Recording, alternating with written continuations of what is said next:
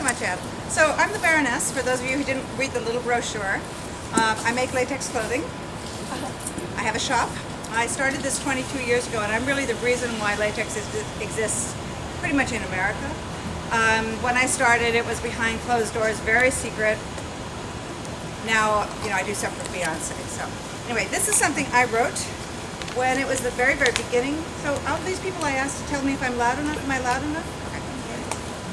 This is what I wrote in the very, very beginning, when I was just starting to get hooked. Like any other addiction, it began harmlessly enough. In the late 70s, I started off with the soft stuff, designing and wearing clothes of nylon, plastic, vinyl, and PVC. I was okay for a while, and then I lost interest. Then it happened. In 1992, a slave bought me a beautiful wrapped gift. Over the elbow, black latex gloves nestled in purple tissue paper. They lay there gleaming, long, sleek, and shining like an oil spill. I almost didn't want to touch them. But my hands, the cool latex was heaven. I felt the old rush. And it wasn't until the red rubber dress that things got out of hand. By the way, this is not the red rubber dress. This is 22 years ago. That dress has seen many an adventure and is now relegated to a small crumpled heap. A gift on layaway, teasing me. I kept going back to look at it, to touch it. After the fourth time, I tried it on. Nothing to it. A boring tank dress with a black zipper up the front, about 6 inches wide at the waist. Far too small, but everyone assured me it would fit. In the teeny dressing room, with the help of a friend, I squeezed and struggled my way in, now to face the world. The shop went silent. Every curve, every muscle outlined in shiny red rubber. The attendants, my friends, and even some passerbys rushed in to compliment and assure. I asked for a larger size. I was told this was perfect. It fit me fabulously. That was all it took. My monkey was back, and I hardly fought it. I decided right then and there that I could create these marvelous garments of glistening rubber. For a long time I wondered if I really had a fetish. Then I went into denial. Sure, I was totally changing my life for it, wore it every day, started a business to be involved with it, made designs to suit my every mood and whim, from elegant to prayful to dominant and bizarre. I dressed all my friends in it, made aprons and hoods for my slave. My studio reeked of the warm milk chocolate odor of latex, but I wasn't hooked. Not me. Along the way, of course, I learned more of the mysteries and became a connoisseur. I realized I didn't like molded latex. The designs were too basic and flat. The latex often had irregularities, bumps, and places where it was thin. Some things like gloves and stockings can't be made with other processes, but I view these as disposable, as I punctured the tips of my gloves with my long nails and tore stockings as I pulled them on, stretching them tautly like a second skin. They lasted a few wearings at most, and so became the perfect gift item for slaves. I also didn't like stitching on latex. It ruined the purity for me, although it did add a detail in, for example, my thigh-high rubber boots. But I really loved the glued seams the most, almost hidden. They didn't distract from the latex's natural beauty. I experimented with liquid latex. It was fun, but not for me. I like the hard stuff. The more addicted I became, the more I joked about it. I love the rituals of it. The involvement with an article of clothing that was almost like worship. Rinsing latex in tepid water, swishing it around, feeling it in my hands before taking it out and carefully laying it to dry on its own special towel, turning it carefully.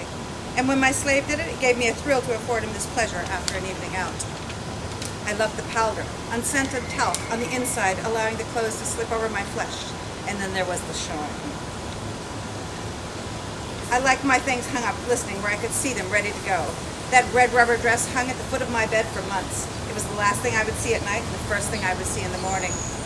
It glistened with an intense armor-all shine that my slave worked like an artist to perfect. We tried other products with different results, like Black Magic, which gave a deep luster, expensive sprays advertised for use with latex, but I loved the wet shine. Of course, the touch-ups were needed once I dressed. Every fingerprint marred the surface. But that was okay. I felt like a work of art and loved the cool sensation of the spray and the sensuous rub as it was worked in. Then I became a layerist. My addiction was growing. Adorning my body like some royal Bedouin, wearing her wealth in jewels. Dressing was a lengthy affair. I couldn't leave the house until everything was perfect. And even with help, that could take hours. The time spent dressing and admiring myself was sometimes more fun than the event I was dressing for. Latex, with all of its mysteries, secrets, and fantasies, appealed to my senses. Not only sexy, it was a truly sensual material in every way. The sensation of the touch on my body. How cool it felt as you first slide into it. The cling and release of a loose garment. The firm embrace of a skin-tight skirt or dress. The dampness as your body begins to sweat. And then, of course, everyone wanted to get their hands on you, if they dare. Like the conductor of an orchestra, you make eyes turn. Conversations stop when you enter a room wearing latex. How could they not? Sleek, gleaming rubber from head to toe, glistening and reflecting from every light source. Real addicts enjoy the subtle white chocolate smell, or even the taste has its own delights, or so I've been told by others. But I don't know about that. As I said, I'm not really an addict. The subtleties are not my thing. I love the sound of latex. I relish rustling like thunder as I move across the room in my long skirt, the sound announcing my arrival long before anything else. The snaps, creaks, squeaks, and pops as you move. Together with the shine and the suppleness, they create a loud opera of sensuality. My latex lust is only getting worse. I started making hoods and body bags for total sensory overload. There was something rather satisfying about a slave neatly wrapped and sweating in the other room. Still, it goes on. There's always a new design or an idea to execute. And now that it's summer, it's time for latex in turquoise and hot pink. If you've wrestled with the repressed fantasies of stretching latex garments over your skin, I can only offer you this suggestion. Try it. It does not lead to the harder stuff. It won't turn your brain into fried eggs. You'll explore a sensual adventure without comparison. And for the rest of you perverts, you're not alone. Thank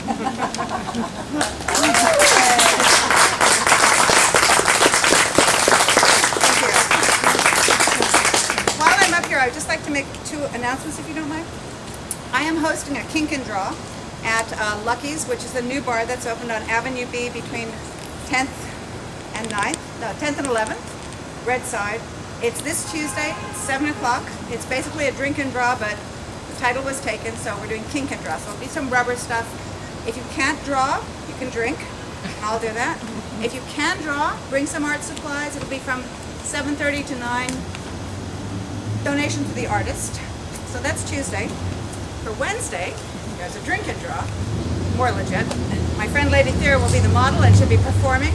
This is going to be at Mario's. This is going to be on Avenue A between 3rd and 4th, or 3rd and 4th. I've seen the object that will make the audience do the subject. That's all I'm saying. It's just twisted is what it is. Anyway, thank you all. I really appreciate you inviting me. Thank you.